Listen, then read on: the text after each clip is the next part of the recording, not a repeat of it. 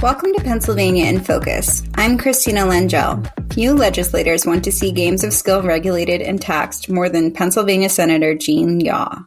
Yaw, a Republican from Lycoming County, says doing so benefits the small businesses, like Veterans Club and volunteer fire organizations, that supplement their income with the machines. Joining me today is the Center Square's Pennsylvania editor, Kristen Smith.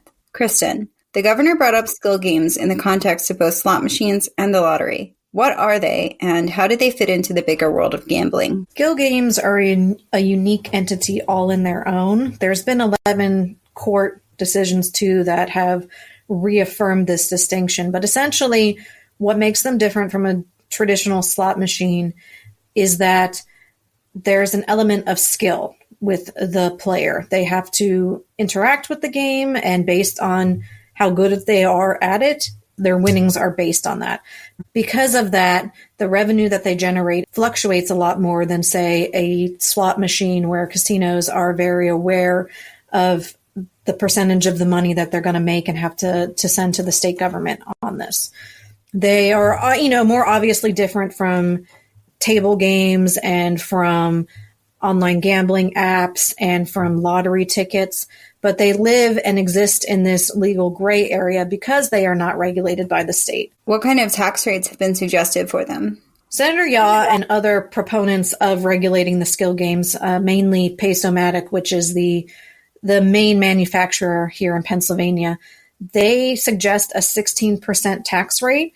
The reason being, again, because of the fluctuating income from them, and because that tax rate would be enough to pay the state what they believe should be paid, but also it keeps it at a level where the clubs and organizations that offer these machines, that they could actually afford to keep it at.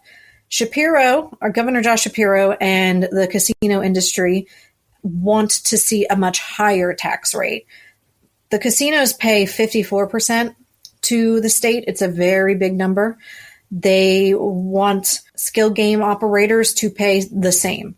In fact, they have filed a lawsuit in order to make them do that because they say it's unconstitutional that they would not pay the same rate, considering that they are like slot machines in their mind.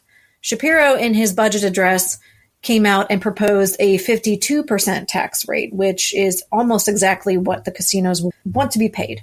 And his reasoning was, again, we should regulate them. They should contribute to our revenue.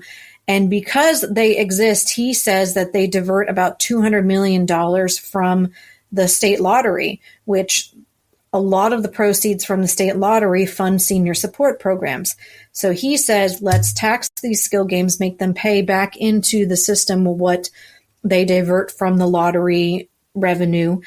And that way it brings everybody to a similar level. We get regulatory certainty about how to handle these machines. Business owners get to operate with the assurance that they will not have their machines confiscated and they won't face fines or jail time for owning them. And the lottery will get back that money that he says that they lose. What other issues have come up in regulating these games? There's a lot of public safety concerns. Given that they are not regulated by the state, law enforcement really doesn't know how to deal with issues that come up with them. Say the machines are tampered with and money is stolen. There is some concern too that these clubs and other organizations that offer them are turning into mini casinos themselves and could be contributing to gambling addictions. So it's a lot more of the public safety realm that is also inspiring support for a framework. The Pennsylvania District Attorneys Association has no opinion on what that tax rate should be. They just want the state to come up with guidelines and recommendations so that law enforcement know how to handle the issues that come up with them. And so that operators can also know how to secure their machines and what sort of rules they need to follow in order to keep the public safe. Have other states had to contend with this issue? Yes, there's a range of different ways that states have dealt with this. States like Virginia and Kentucky have gone as far as banning skill games, a lot of them for the same reasons that the District Attorneys Association is concerned about. It's public safety, worrying that there'll be a rise in gambling addiction or crime, or the concern that teenagers and other people who are not of legal gambling age would be able to use the machines because they're not in a casino or another place that would have strict ID enforcement. Some may argue, Yaw himself may argue, that these tax rates that are being proposed by Shapiro and would obviously be supported by the casino industry are a de facto ban or a way to basically make the machines too expensive for anybody to have in their establishment.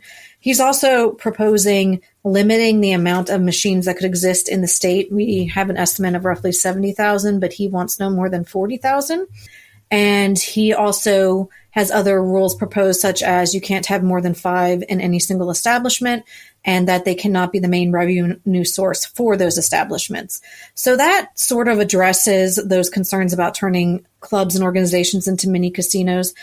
But it's something that is quite controversial in other states. So Pennsylvania isn't alone in trying to get their arms around this issue. Kristen, thanks for joining us today. Listeners can keep up with this story and more at thecentersquare.com.